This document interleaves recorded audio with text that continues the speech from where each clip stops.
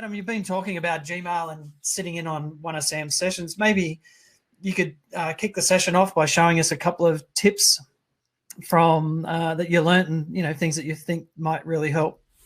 Perfect, no worries. And I can see Sam smiling because she can't wait to see me doing a little bit of mimic training of what I've seen her do in the past. So there's no pressure on at all for me. So I'll definitely just pull up my screen here and be able to showcase maybe just a couple of, maybe 3 of my favorite tips and tricks that I've learned in the last 5 months.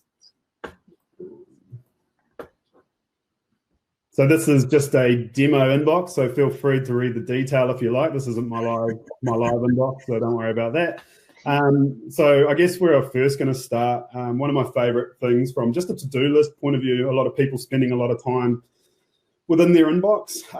In my past role and in big corporate in general, you get a lot of internal communication. So being able to cut through the noise, automate filters, those sorts of things. So the 3 things I want to really highlight within Gmail that have changed my productivity and the ability for me to cut noise is tasks, filters, and Gmail inbox layouts.